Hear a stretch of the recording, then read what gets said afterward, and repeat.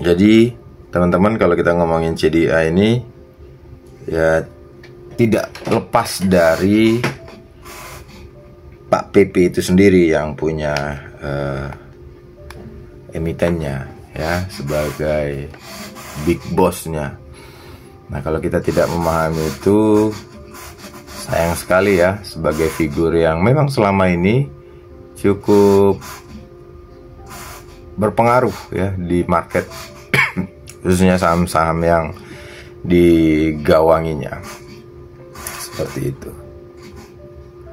Nah, teman-teman yang sudah paham itu pasti akan ikut ambil bagian ya. Kemarin juga sebelum harga penawaran ditetapkan, banyak juga yang ikut masuk ya, dan ini cukup ya, bisa dibilang cukup ramai ya. Kita belum dapat apakah oversubscribe atau tidak.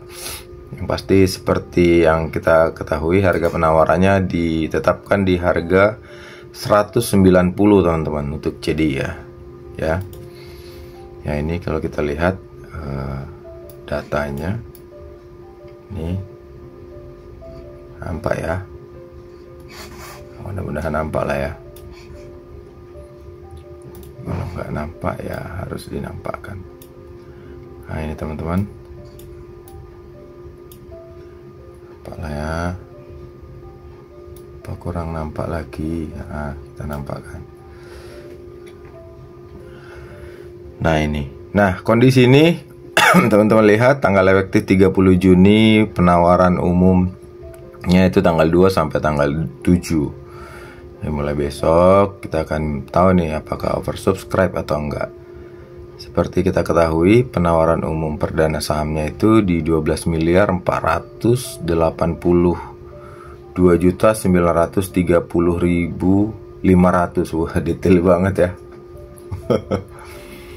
Nah, ini atau kurang lebih 10% pas ya dari modal yang ditempatkan atau yang di store pada penawaran umum perdana saham itu. Nilai nominal itu 100 di setiap saham.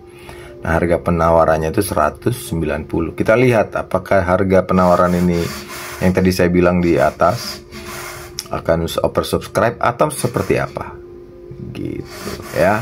Nah, ini patut teman-teman cermati. Misalnya saya nih ya, pesan 100 lot, ternyata dapat semua. Ini patut dipertanyakan ini. Bisa pesan 100 lot dapat 100 lot. Wah, ini bisa gacor juga ya kan.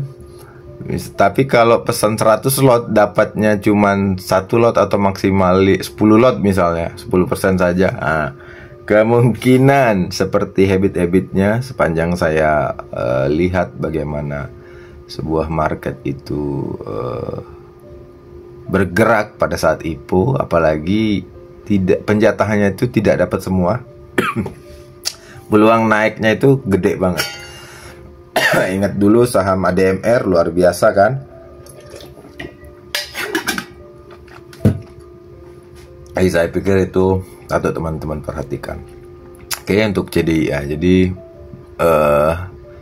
harus benar-benar kita ngelihatnya secara komprehensif, dibaca prospektusnya teman-teman, biar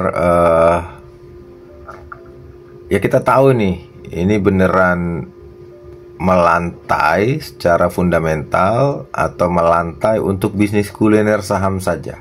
Nah, untuk itu nanti kita akan bahas lebih dalam. Kita akan buat, saya akan buat sesi konten khusus berkaitan dengan itu ya. Menarik memang karena banyak juga ya memang seperti itu ya. Ada yang exit strategi, ada yang ayo kita cari bisnis di market dengan goreng saham. Ada yang begitu, ada, karena memang mungkin capek kan, mungkin kurang menarik ya, bisnisnya jalan di sektor real, tapi mau cari tambahan misalnya di market, nah itu bisa juga dilakukan. Nah, itu akan kita bahas nanti. Kita ya, saya kasih waktu sesi khusus lah ya buat konten untuk membahas itu, biar teman-teman juga terbuka, makin terbuka pikirannya gitu ya. Oke, Itu dia untuk CDIA teman-teman. Kamu mau terus dapetin ilmu dan insight-insight menarik seperti konten berikut ini tadi? Jangan lupa subscribe, share, dan like sebanyak-banyaknya biar channel ini terus dapat berkembang. Terima kasih.